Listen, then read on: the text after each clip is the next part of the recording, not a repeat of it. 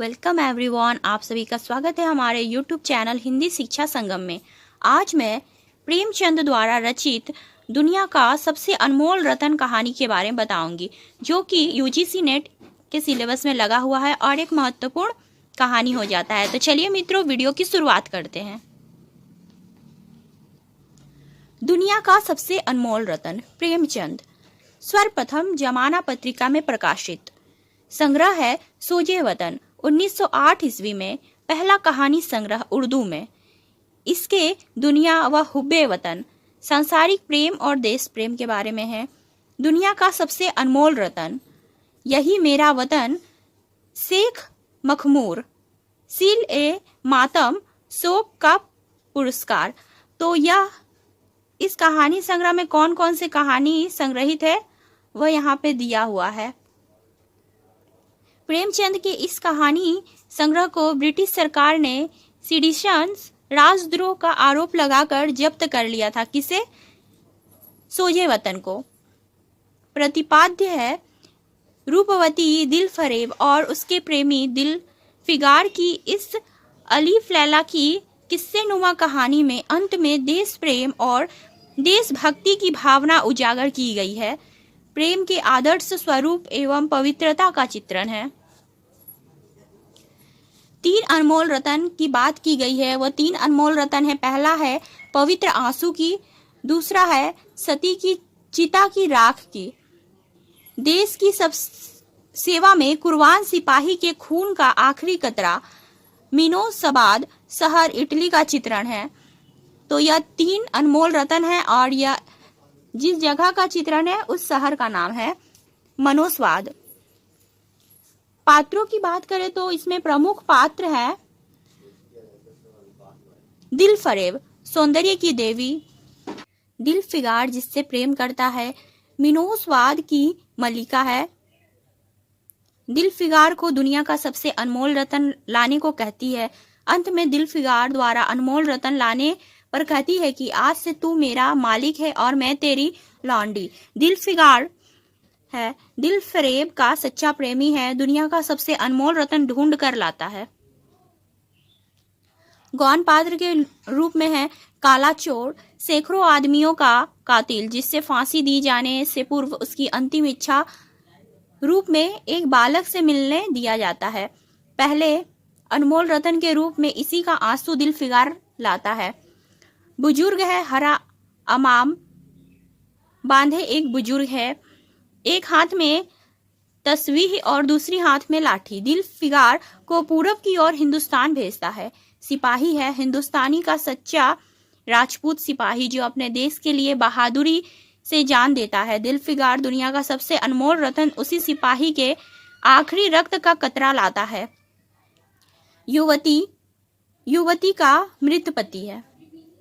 प्रमुख उदाहरण वह सौंदर्य की देवी यानी मलिका, दिलफरेब का सच्चा प्रेम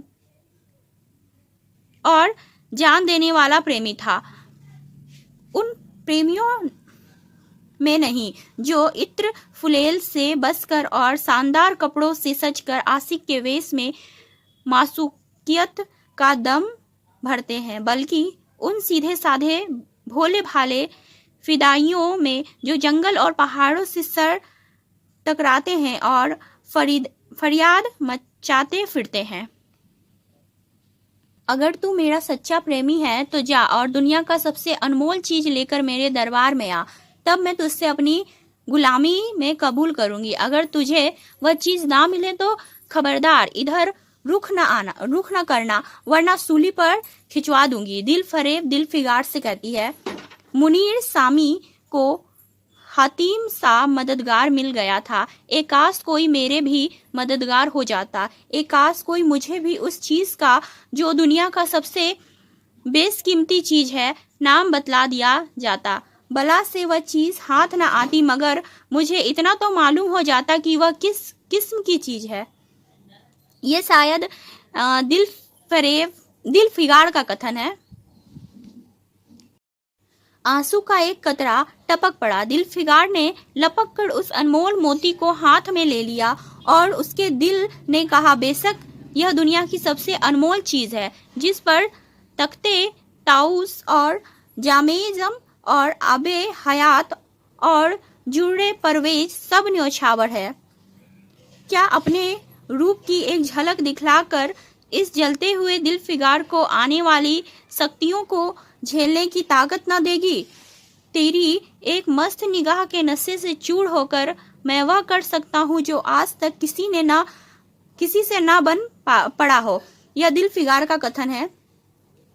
प्रेमिका ने अपने को प्रेमी पर निछावर कर दिया और दो प्रेमियों के सच्चे पवित्र अमर प्रेम की अंतिम लीला आंख से ओझल हो गई।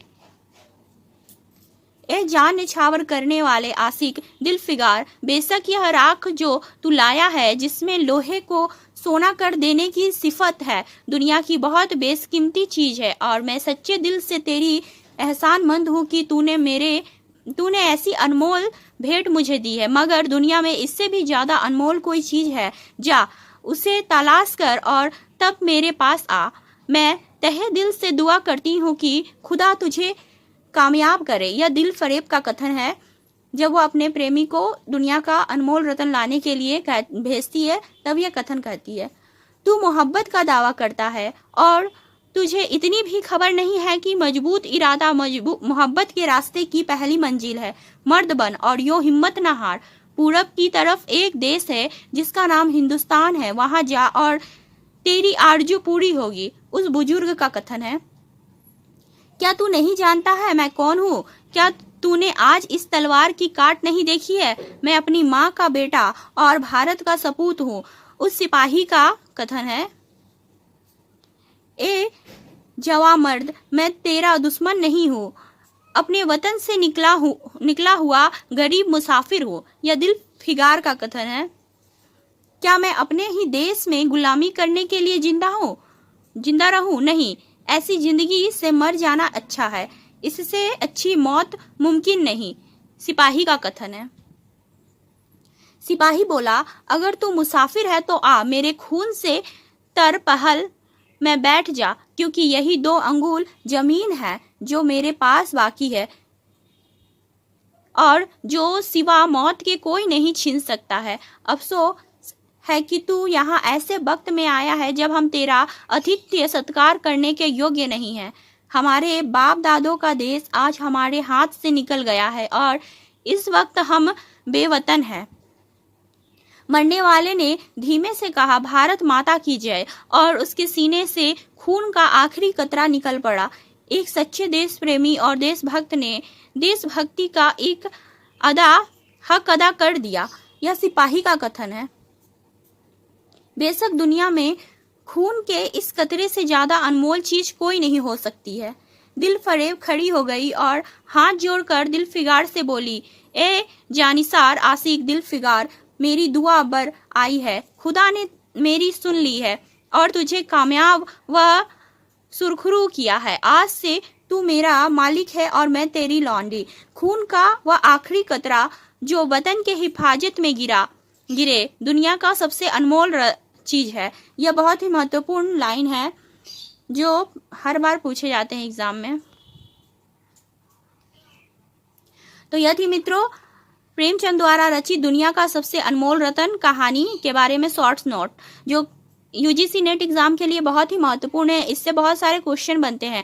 तो आशा करती हूँ कि आपको यह वीडियो पसंद आए। यदि वीडियो पसंद आए तो वीडियो को लाइक शेयर करें और चैनल पर नए हो तो चैनल को सब्सक्राइब करें। मिलते हैं अगले वीडियो में, तब तक के लिए धन्यवाद।